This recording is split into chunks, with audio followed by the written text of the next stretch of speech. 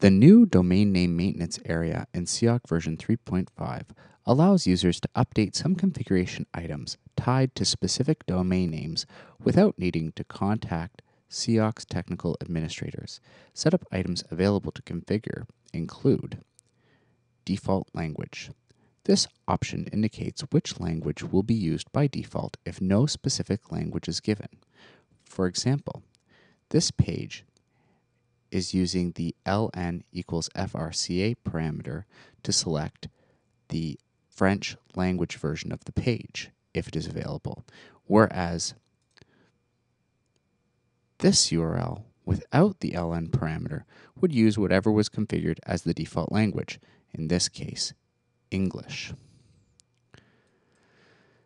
For this option to be useful, the view must be configured to be available in this language.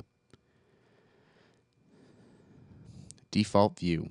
This option indicates which publicly accessible view the public will be sent to by default if they access the domain name. This does not apply to logged in users whose view is dictated by their user type. Choose the database default view option for the domain name to automatically go to whatever is configured as your default public view in the general setup area. Secondary name. If the same views have more than one domain name, for example, you have myfirstname.com and mysecondname.com, or variations like www.mysite.com and mysite.com that all point to the same thing, one should be chosen as the default and all others should be given the secondary name designation.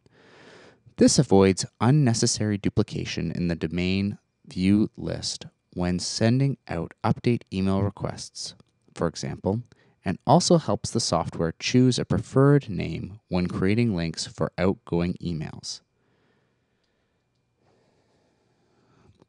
If you use the Google Maps tool in CIOC, you must specify an API key, or for those that require a paid license for Google Maps, an enterprise client ID, and an optional channel.